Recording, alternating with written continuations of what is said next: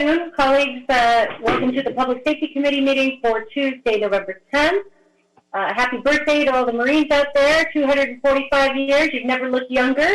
I'm Councilwoman Monica Rodriguez, Chair of Public Safety, and Mr. Clerk, if you would please call the roll.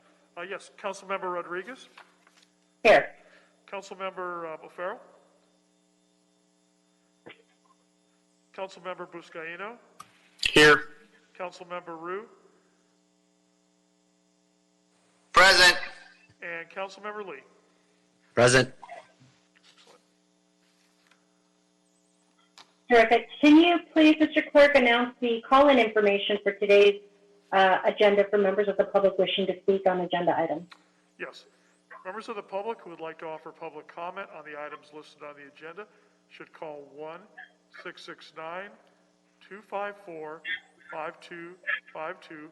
Once again, 1-669-254-5252 and use meeting ID number 161-586-7607. Once again, 161-586-7607. Then press the pound key. Press the pound key again when prompted for the participant ID. Once admitted into the meeting, press *9 to request to speak. Okay, first we'd like to go ahead and take a public comment. Call with the last four digits 7006, press *6 to unmute yourself. Caller, please state your name and the item you wish to speak on. Monica, items. General public comment. Okay, so you have 1 minute for general public comment. Go ahead. And all items, too. Oh, sorry, my apologies. 2 minutes for multiple items and 1 minute for general public comment. Go ahead. Okay. Thank you, Mommy. Number 2. Oh. Number 1, Board of Police Commissioners. National Crime Statistics assisted. No one number 1 would broke. That's what Rob Wilson told me today. He says, I'm broke. I said, okay, no one number 1. Number fucking 2, Contract Authority. Security Initiative grants, no. Number 3, Urban Area Security Initiative grants. Yes. That's what Chief Moore needs, more money to go down and hunt for criminal niggers in the ghetto. Yes. Thank you, Chief Moore. You're doing a great job. You're a fascist, but we love you. Number 5, the Police Commissioner report for Alcohol Policing Partnership. Yes, I mean one. The biggest alcoholic was Jose Weezer. He drank himself to death. God rest his soul. Number 6, application for acceptance grants. I don't know what it is. It sounds good, yes. Number 7, grants means free money. Okay, fuck it. Yes, I'm 7. 8. Again, the police commissioners getting more money. Good job. Police Commission report number 9. Quarterly report through April. I will summarize as follows. The city is going through a crime wave. Crime everywhere. Mary doesn't ride the subway anymore. Monica doesn't go out at night anymore to have her hair done. It's terrible. More cops, please. Please, more cops. Number 10, the Citation Enforcement Program. No one, number 10. And that's why it's such a bad plan. John Buscaino shaved off his beard in protest of number 10. No one, number 10. Number 11, in-kind donation for the Termite remote firefighting vehicle. No one, number 11. Now we get to our general public comment. Do I get my 2 minutes?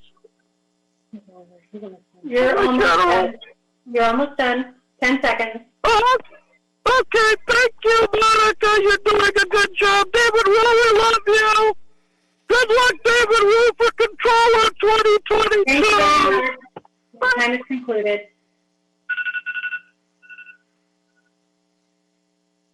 Caller with the last 4 digits, 2616. Press star 6 to unmute yourself. Hi, caller. Please state your name and the items you'd like to speak on. Thank you. It's Eric Previn. I'll speak on all the items in a quick general public comment. Terrific. Thank you. You've got 2 minutes and 1 minute for general public comment. Go ahead. Okay, so let's start with the administrative citation enforcement program that Englander gets credit for bringing forward, which is like, writing tickets and adding city departments who can have the opportunity to write some tickets themselves, and then we collect the money, and at the end of the year, it's something like $1 million, $1.2 million. But we cause a lot of aggravation. And when you look at the breakdown by percentage of what we're citing people for, this is a very unsexy area. This is like, public drinking. So where does that go? The guy or gal sobers up, and then they have a bill that they can't, doesn't look like the bar bill, but it costs money. And if you can't pay it, you can go talk to Mike Cure if you can find him. But he's always missing in action. I don't know. I think that these things are not helping. These things are not helping. And empowering city departments to go collect money to live under, the extreme conditions that the pandemic and Krikorian have created are not healthy for our city. So I don't know. What can I tell you? Now, looking at the other stuff, you're doing a great job of scapegoating the homeless as usual. And I want to say thank you for that. I did note that you got a special meeting agenda item, which I know we're not in the special meeting, but I just want to tippy toe over there that has to do with, obviously, body-worn video, which is the great rescue that's been made for the people. Now, finally, we can see what's going on with law enforcement, and it just happens to be Taser doing business as Axon now, who are the ones providing that great service in a kind of hammerlock on all the agencies, including the county sheriff, who just signed up to join the city in a great pig out on body-worn video through Rick Smith and the boys and girls over at Axon. So thank you to them, and thank you for ingratiating themselves with Englander by gouging him with expense, with contributions back in Arizona when he was down visiting with Staffer C. No disrespect to Staffer B. I believe it was not Staffer B. He didn't get to go on that trip because that was a big, exciting trip to collect some big checks from the guys at Axon. Anyway, now, obviously, FBI indicted Englander, so we'll have to look to the future. And obviously, everybody is worried that people are going to notice that all of the corresponding fraud and corruption that fit the bill exactly with the characters who were in Las Vegas taking money in the bathroom were actually also in City Hall taking and making decisions that were improper right up there in public safety. And by the way, I disagree with the former speaker. I think that the chair's haircuts have maintained a standard that the public expects, so good work. But I do think that we have to get back to regular public meetings because this is an outrage, and nobody knows what's going on when we work in secrecy on Zoom and late in the afternoon on special meeting basis. Thank you, Mr. Previn. So with that, thank you, Mr. Previn. Next caller with the last 4 digits, 1403. Press star 6 to unmute yourself. Hi, caller. Please state your name and the items you'd like to speak on. No. 1403. Press star 6 to unmute yourself. Hi, caller. Please state your name and the items you'd like to speak on. Okay, goodbye. Okay. Okay, that concludes general public comments. Thank you very much to the members of the public that called in. Colleagues, I would like to take up items to be approved on consent and recommend items 1 through 9 on consent. Are there any objections? I'll move those items. Okay, seeing none, Mr. Clerk, please call the roll. Councilmember Rodriguez? Aye. Councilmember Buscaino? Aye. Councilmember Rue?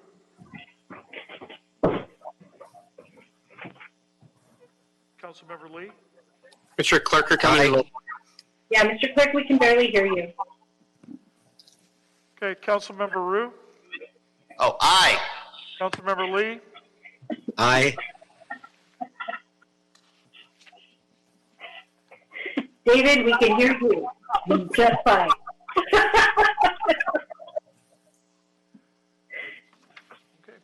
Okay, I think we got everybody. Excuse me, Madam Chair. Mitchell Farrell is here. And so okay, please record me as an aye as well. Thank you. very good. Okay, now that brings us to item number 10. Mr. Clerk, could you please read that into the record? Item number 10, continue from January 22nd, 2020. City Attorney reports relative to a status update of the Administrative Citation Enforcement Program for fiscal year 2018-19. Okay, I'd like to call on the City Attorney to give us an overview on the reports before us, please. Hi, good afternoon. Rita Hernandez-Venegas from the City Attorney's Office. I supervise the ACE program. And we have two reports before you. I'm not sure. One was carried over from January of this year, and it is a status report for fiscal year July 1 of 18 through June 30th of 2019. The report also asked for the inclusion of Los Angeles Sanitation and Environment to be added as an issuing department for the ACE program. And I believe Gonzalo Barriga from LA San should be online as well. Terrific. Gonzalo, are you there?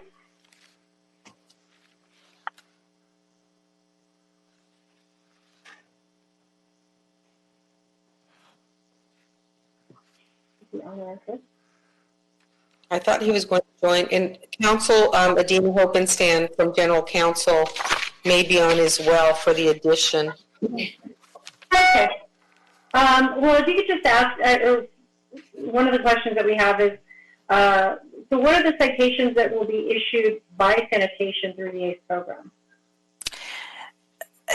Adina Hopenstan, General Counsel for Sanitation. I can address that question, Chairperson. So sanitation, the environmental compliance officers within sanitation already has authority to issue citations, and this council has adopted amendments even to allow for administrative citations from those same officers. This addition or inclusion in ACE will basically effectuate the ability of what council already amended within the municipal code section to allow them to issue those administrative citations. But it could be for such items principally relating to illegal dumping or other environmental type violations. And on the ACE citations with respect to illegal dumping, would it be applicable to the increased fines that we had approved, that they would be, that the ACE citation would still apply to helping to curry the collection of those fees? So yes, there's a default amount under the ACE provisions that Ms. Venegas can speak to, but there are alternate amounts that are specified within the municipal code sections that had been amended already. I think it was October, November. It's been a while. Right. But additionally, the increased fines were also on the criminal side. So there's a combination of the ability to do administrative enforcement as well as criminal enforcement for some of those provisions, including to municipal code section 6470, just to drill down to be more specific. And so just to confirm then, the ACE citation would still be able to be utilized for the criminal component depending on the severity of the incident? An ACE citation is an alternative to a criminal process, so because it's an administrative process. So it wouldn't be, so we would still have to pursue in order to have, in order to effectuate or collect the more stringent fees as it relates to illegal dumping, for example, that would still need to be enforced by LAPD? No, sanitation has that enforcement authority as well. Okay. So it has both enforcement authority for criminal enforcement as well as enforcement authority for administrative enforcement, although they technically don't have the ability yet for that administrative enforcement unless and until they're included in the ACE program. But that's 6170, the municipal code section, has a table of all of the different sections that sanitation enforces. And this will enable sanitation to either enforce administratively or pursuant to what the code already specifies. Just another tool. Most fines for Bureau Street services in Public Works begin at $250 and they escalate up to $1,000. And I see Gonzalo just joined. And Ms. Hopensan is correct that there is an alternative fine structure for that, and those fines would be levied depending on what the type of violation was. And if it were an egregious violation, they also have the opportunity and the ability to file it with our Office for Criminal Case Review. Terrific. Colleagues, did you have any questions? David? Thank you, Madam Chair. I just had a quick question about the A citation for LA San. Will it only be for the illegal dumping, or will it be other? No, by enabling sanitation to be part of the program, then basically any of the municipal code sections that sanitation enforces, they can then enforce also as an alternative to a criminal enforcement, can do an administrative enforcement. But if the ordinance doesn't otherwise specify an alternate fine structure, then you're at the ACE default fine structure that's specified in that program. You know, my specific concern is when it comes to CARE or CARE Plus cleanups for homeless encampments.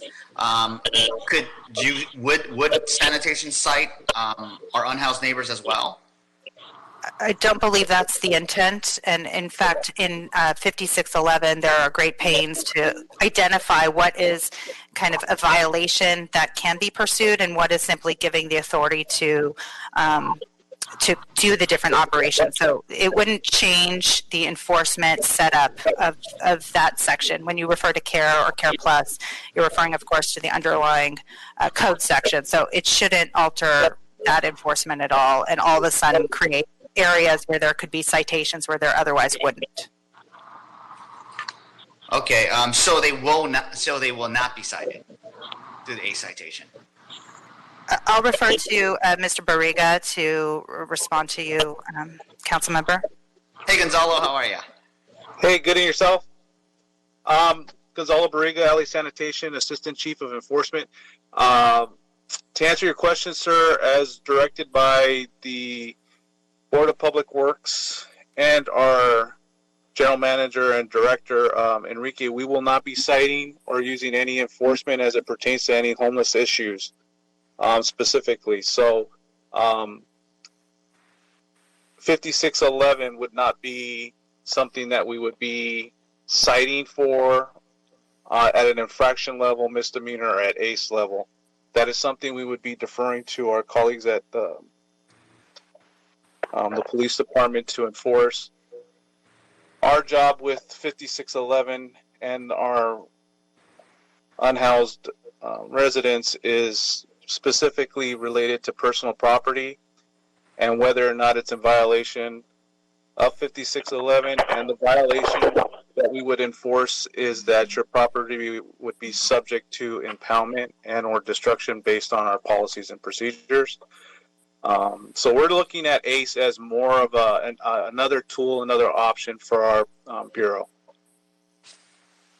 Okay. That satisfies my concern, because obviously an A citation or any kind of fee structure for unhoused neighbors who can't pay any fines to begin with would only further be a vicious cycle downward. But yeah, I do agree with giving the department ability to cite for when it comes to illegal dumping or other avenues. Thank you, Madam Chair. Yeah, Madam Chair, if I can. Oh. Well, Mr. Buscaino, Mr. O'Farrell raised his hand. Go ahead, Mitch. No, I'll wait. I'll defer to you to Mr. Buscaino, and then I'll go after. I think we're just anxious. Yeah, let me just remind Mr. Rube that there hasn't been any arrests made from our homeless residents in, I would say, 4 years. There's zero consequences today. And if you look at our streets, it clearly indicates that because we don't have consequences, that our city looks like the way it looks today. Now, with that, and Mr. Barriga Gonzalo, you can attest to the frustrations that we have with those who refuse to, clean up after themselves. And this is why it's important to move on comprehensive cleanups, even now outside bridge homes, because our city is disgusting today. And at the same time, knowing that we have options for our homeless individuals, such in the case in San Pedro and Wilmington, that there are empty beds available, and yet they refuse to go in. At the same time, our residents and neighbors suffer because of the feces, the trash, to the point where our service providers can't even reach out to the homeless individuals to allow them to do their job. So my question, and I know the city attorney, Mr. Fuhrer, he really has led and been real excited about the neighborhood justice program. Can you remind us what the neighborhood justice program is? Well, the neighborhood justice program is actually housed in our community justice initiative, and that is run by Deputy City Attorney Samin Greenberg, and they're a sister program within our unit. So they're low, there are certain misdemeanors that I'm going to say more oftentimes than not, folks are arrested, and I don't have the list in front of me, but it could be a vandalism, theft, a simple assault, where there are victims, and they're asked to go through a process. So they're referred from our criminal branch, and if they are eligible, they are referred to the neighborhood justice program, and they are asked to participate in a community panel, and I believe the 3 community members that sit on those panels, and at that point, they're given a community obligation. So it could be community service, some type of reflection essay for some of our young children, I believe, who are given citations maybe for, minor curfew, things like that, minor possession of alcohol. And once their obligations are completed, then the case is, I believe it's going to be, I'm not sure if it's rejected because it was never filed or if it's just a non-filing. Okay. It gets, entered into our system, and it's given a number for under review. So, and if they do nothing or they don't return any calls or any correspondence inviting them, then I believe our office moves forward with that prosecution. So in the 2 years, there's only been 3 referrals to the neighborhood justice program? Is that my understanding? Am I missing something? Well, the problem is so we only deal with the municipal code violations. So in the past, we have referred, drinking in public and some, where there's, young adults in the park after hours. So a lot of what the neighborhood justice program does, a lot of them are penal code violations. Let me see how many. They're coming directly from the branches. So they're coming directly from park rangers, BOSS. So it's not the city attorney's not out there advocating for and what is referred to the neighborhood justice program comes directly from branch operations from our criminal branches. Yeah, these are embarrassing numbers. I mean, I would like to see more of the referral, something that I know the city attorney's been leading on. Okay, frustrations abound, Madam Chair. Back to you. Thank you, Mr. O'Farrell. Thank you, Madam Chair. Two questions I have. One is there were a very high number of A citations in Hollywood. What explains that number? In Hollywood, a lot of them would have been drinking in Publix or, possession next to an ABC location. As you're aware, we work with your staff and LAPD to get all the signage posted so a lot of them are alcohol-related citations. Some of them would be possibly the addition of the loud party enforcement, the 4158.1 citations that were issued. So I believe that will be, it's going to be loud parties and ABC violations. Great, thank you. Great work too. Any associated cost with incorporating LA San into the authority to issue ACE citations? Not that I'm aware of. They are already issuing citations, both criminal. It would be just the cost of printing their citations up front, but no additional resources necessary. Thank you. And in terms of collection, I know it's slightly under half of all these citations where actually fines are collected. It's a decent amount. It's over $1 million. But what is the possibility of taking advantage of the tax return intercept program to increase that collection percentage? Well, so during the fiscal year 18, or let's just take I'm looking at 19 and 20, we collected close to $100,000 through Intercept. Intercept during COVID was completely shut down, and they just went back online in September to start collection efforts again. For the prior year, 18 and 19, we had Intercept collections of $209,000. So almost $210,000 just in tax returns. And the lower number is a result of the COVID shutdown for the first quarter of 20. Okay, all right. So it's back on now, and we should go up again. All right. Thank you, Ms. Venegas. Thank you so much. Mr. Lee, any questions?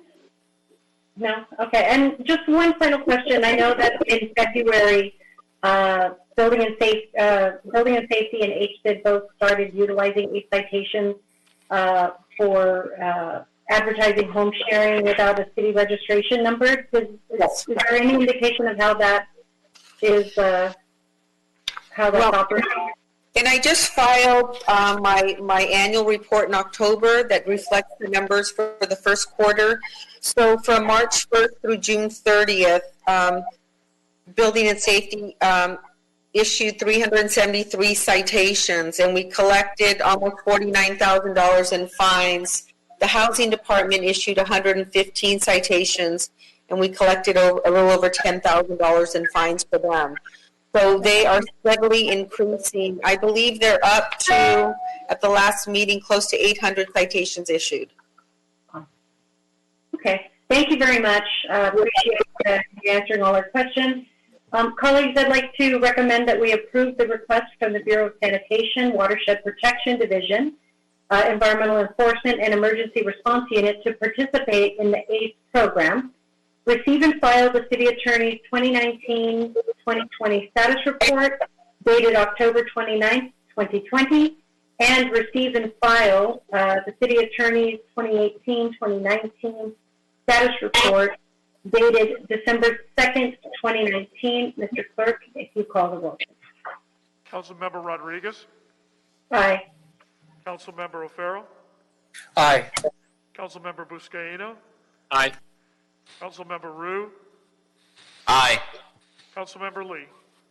Aye. Thank you. And if we can please move to item number 11. Item number 11, require Commissioner's report relative to the in-kind donation of one Thermite RS3 remote firefighting vehicle to the Los Angeles Fire Department. Thank you. And I know we have Chief Everett on the line. We want to invite them to share information about this really exciting donation that I had the pleasure of joining I guess, debut for the rest of the public.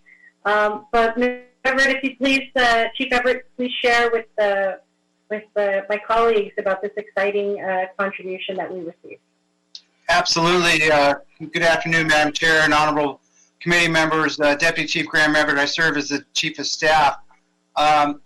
So the device that the chair was alluding to is the RS3. It's a Thermite RS3. It's made by Howe & Howe.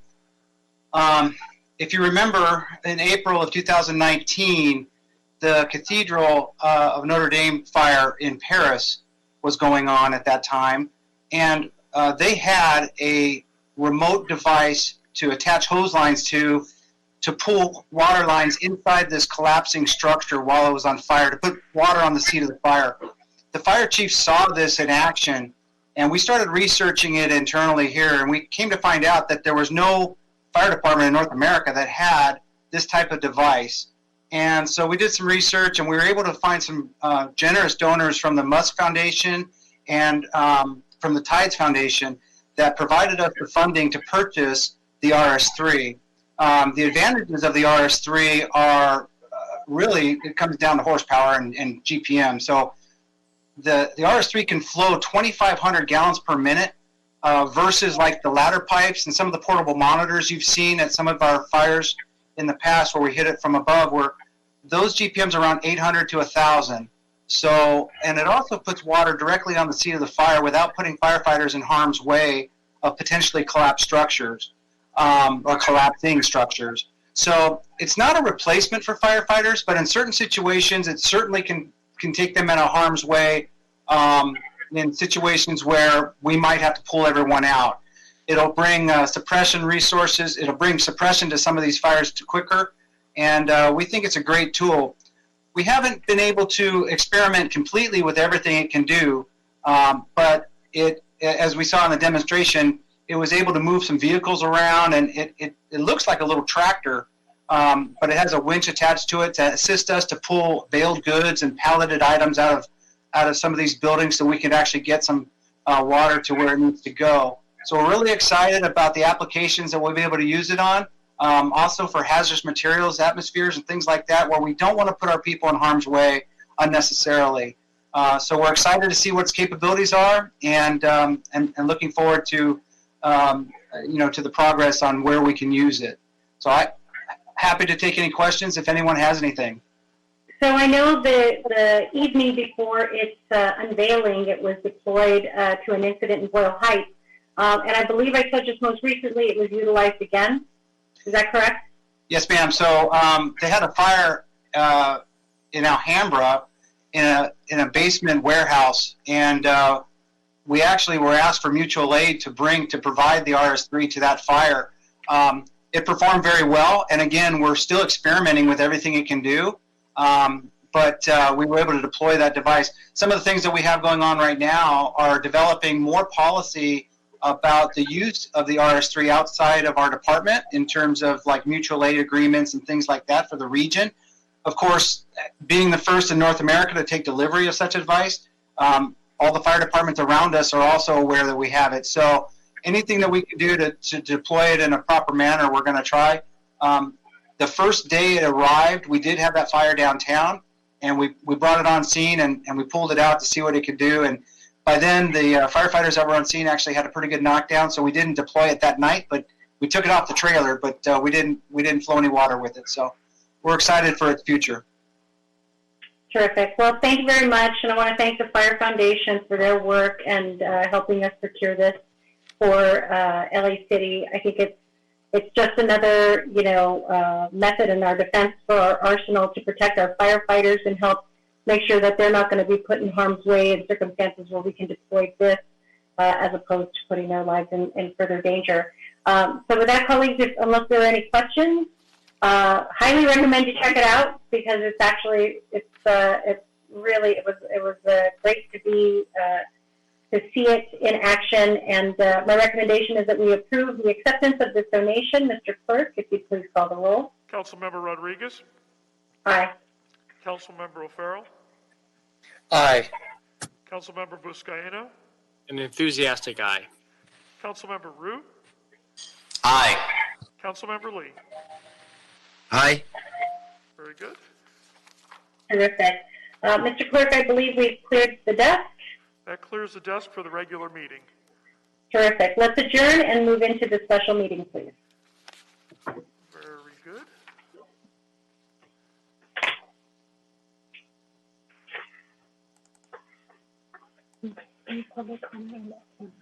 Okay. And you ready? We are ready.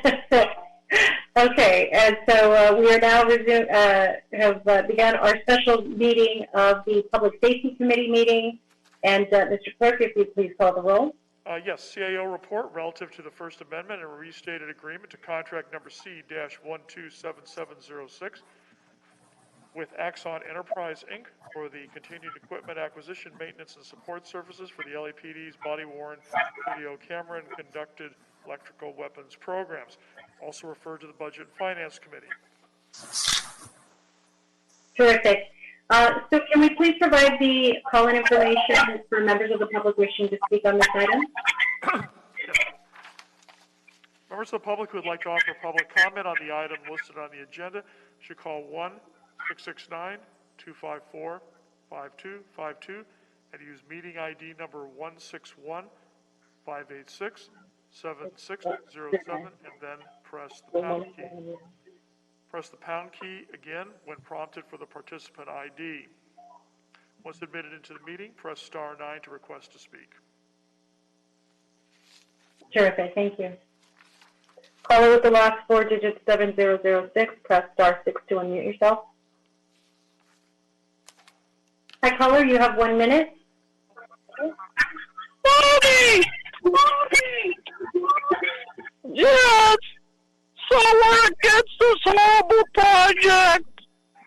It's the work of convicted felon, terrorist, sexual harasser, Mitchell Double Dwarf Englander, a little fucking cocksucker, sitting there trying to put his sentencing off, hoping Biden gives him a pardon. No pardon for you, bitch. Put it back to the committee. Give it to Joe Buscaino. We'll make a better deal. He shaved his beard off. Now we'll listen to him before he looked like a goat. No on the cameras. Yes, to people who shave their ugly beards. No good. No.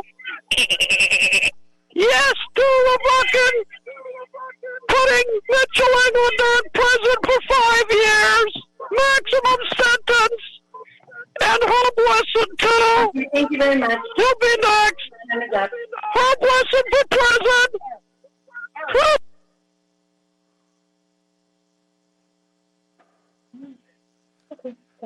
Okay, that concludes public comment, and we will go ahead and take this item. If there are any questions, colleagues, on item number 1? Madam Chair, is this a time-sensitive item? I believe there's concerns of, if there's concerns of potentially losing some grant dollars. If it's not. It's an alignment of the contracts, and it's it's timely that we have this conversation. It's the reason why we've agendized it on a special basis is based on the time-sensitive nature of these issues and getting the contract executed. I appreciate your leadership on this, Madam Chair, and I ask for a motion to support and approve the item. Okay. Terrific. So, colleagues, I'd like to recommend the approval of the CAO's recommendation, and seeing no objections, Mr. Clerk, will you please call the roll?